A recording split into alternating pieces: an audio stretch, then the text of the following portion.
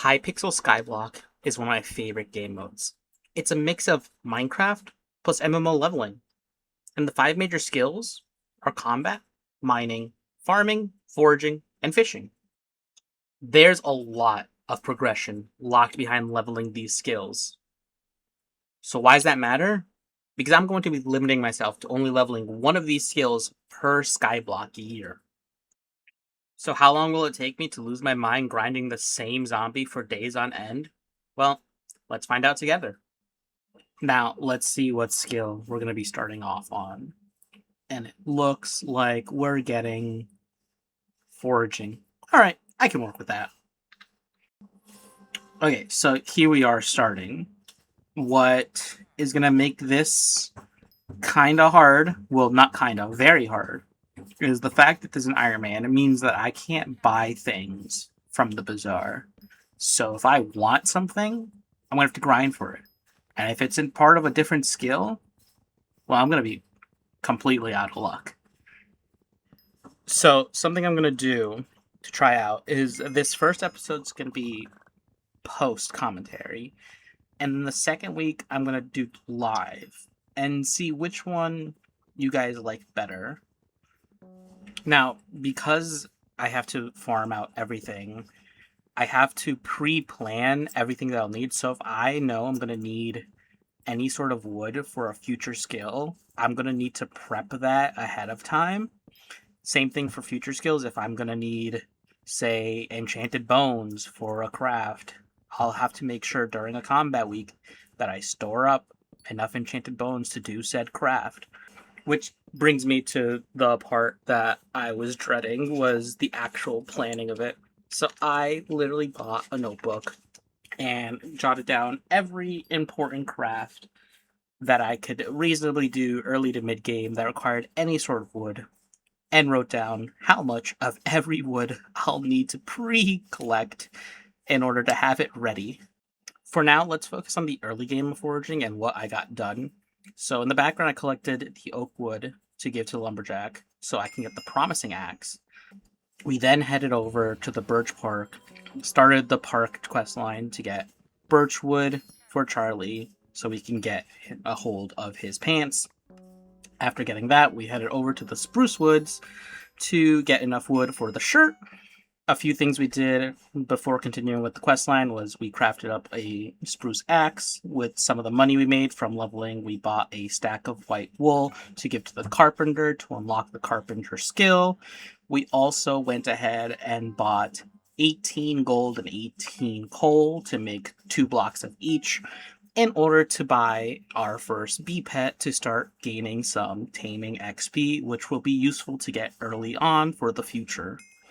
I realized a day or two into foraging first that enchanting is going to be a huge problem for this first week because there's literally no way to make XP besides buying it from the shop.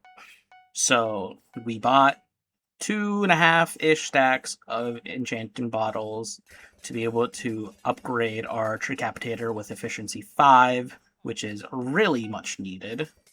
And with that, we continue back to the park quest line. So we head over to the dark oak thicket and collect wood from there as well. We give Ryan a small heart attack by sneaking up on him from the bushes like a Bigfoot. Thinking that joining his club is a cool idea, we decide to join by setting ourselves on fire for a few seconds. We get the talisman to prove that we're part of the club. We collect acacia wood, and with enough, we're able to fix Melody's harp, and in return, she will give us her shoes. And with that, we head over to the jungle island, which we will be spending more time than the last island on, because we're going to need quite a bit of jungle wood. We make sure to talk to Mulbert to start his part of the foresty quest line, which he wants us to set down traps for all the pesky moles who are getting at his trees. And with that, we continue to collect jungle wood. And we find Mulbert stuck in his own trap that's meant for moles. I wonder why.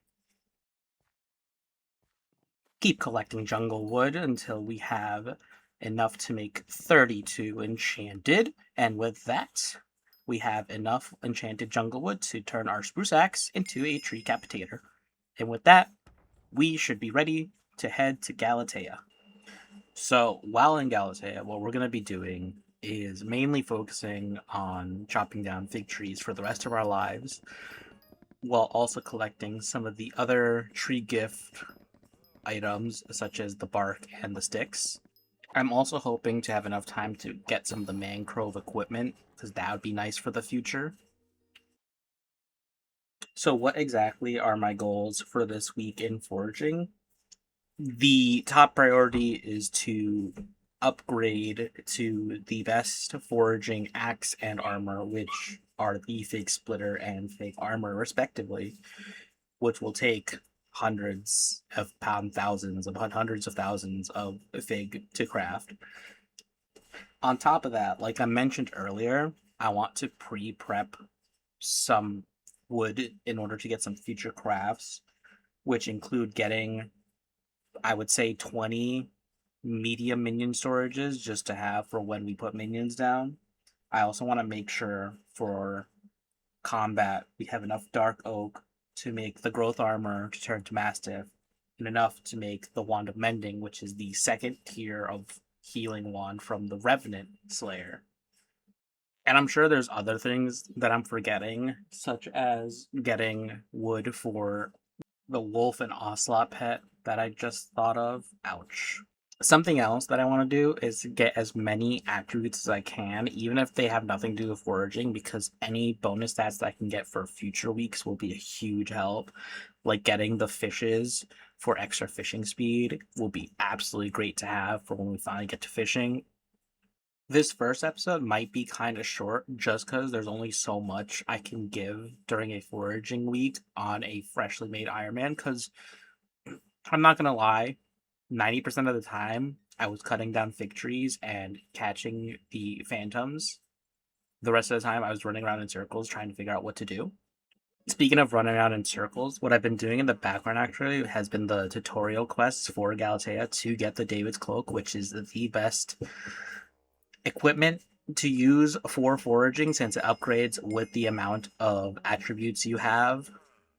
We also go ahead and make enough money to purchase the canopy armor by just selling some of the extra things we've gotten from foraging, such as the bark and sticks I end up selling to get the armor, while also getting the money from leveling up, so that helped a lot. So let me talk a bit about the attributes actually, because I still don't know much about the attribute system.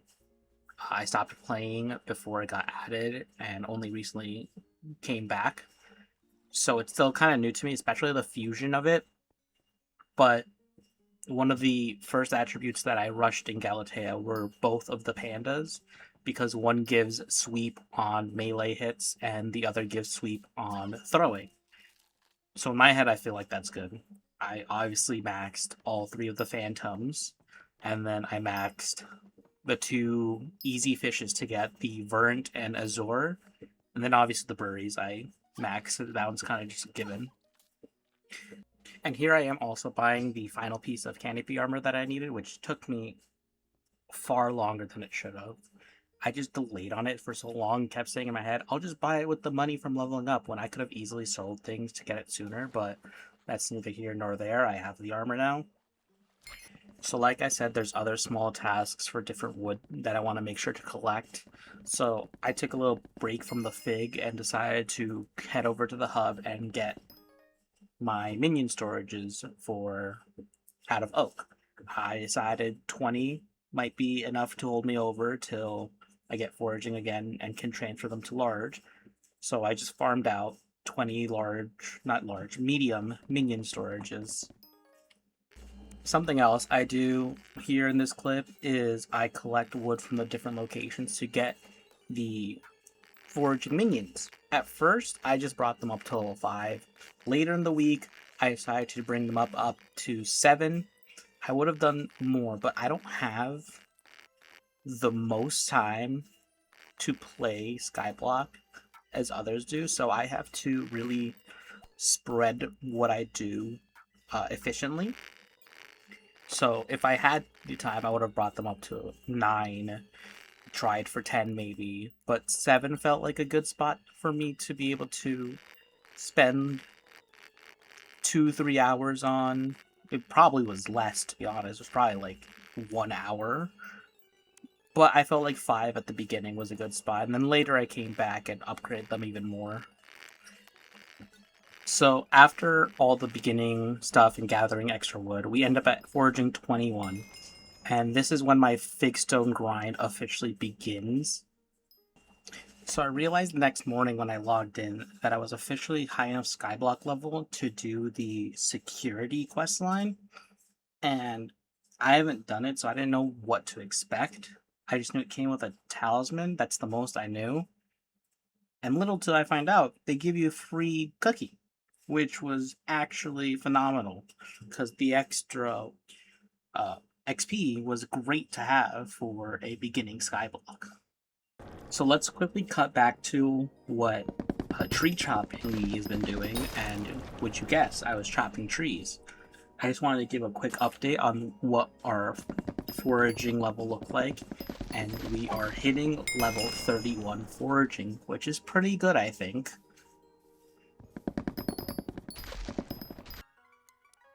So catching back up otherwise, I spent hours upon hours chopping fig to be able to craft the last remaining fig stones I needed to complete the fig equipment. So I had the fig stone splitter already for axe, and then all I was missing was to get the last 8 fig stones to create the fig mail. The rest of the armor I crafted beforehand, but here you see me in a corner like a gremlin just crafting away enchanted fig wood.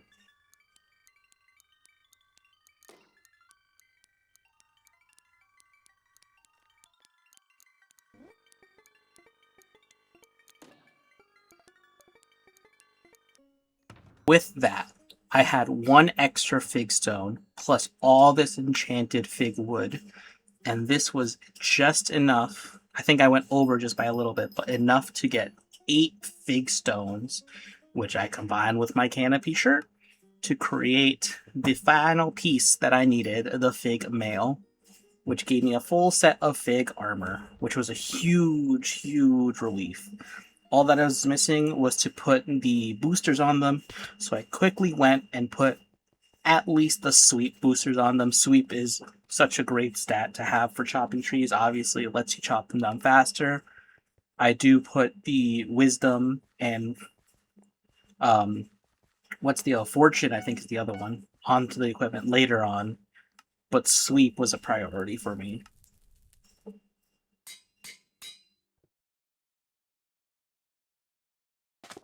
So while I was collecting mangrove, the traveling zoo came upon us, and I quickly went to go check what he had. And lo and behold, he had 2 of the 3 pets that I was saving wood for, the giraffe and the elephant.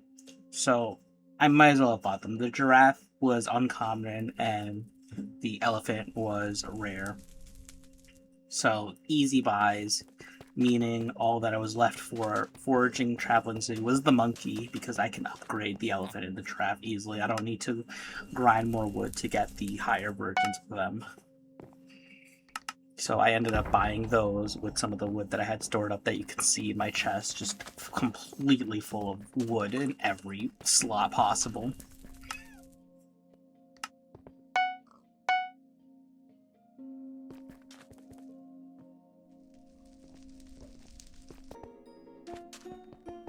I was also making sure to do all of my signal boosters that I got to enhance my beacon as much as I can. By the time of this recording, we were up to 5. I don't remember off the top of my head what I am at this point of doing this editing. I still have 3 days to go, but our beacon's pretty strong right now, so hopefully it only gets stronger.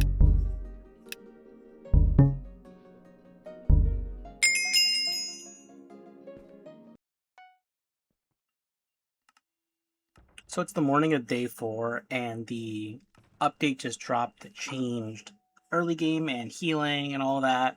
So I quickly ran and bought up the beginner foraging sack, which didn't help at all at this point because we were done with the normal wood because it didn't have any of the fig or anything. But other than that, we were able to get accessories, just a couple of them because we now start with 9 accessory slots, but we had some bonuses just because of my account.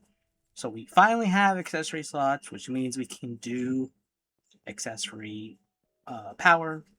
I just put it into speed. Speed is just nice to have early on. Something else that was a huge help early on was they removed the cap on buying experience potions from the librarian. So that allowed me to finally put absorb onto my axe, as well as just kind of push enchantment level 10 to unlock the experimentation table, so I can finally grind out a little bit of experience levels so I can put on any of my enchanted books that I get, which means I can put pledge on my armor, which it's been missing this entire time. And also, if and when I get the XP for it, I can put first impression onto my axe, but that's expensive to do, so that's going to be a while. Other than that, because of the way they changed healing, the campfire quest is a bit easier, so I kind of just pushed that and got my campfire badge to epic and the soulfire badge to uncommon. So that's quite a bit of accessory power that I got there for free. So I just found out that you can go into the dungeon hub without being combat 15. So I just popped in, quickly upgraded our fig stone into a 5-star using a couple of the forest scents that we got. That gave us like 3-4 sweep, I think it was. Not much, but it still helps quite a bit, especially with the mangrove grind that I'm doing for the grippers.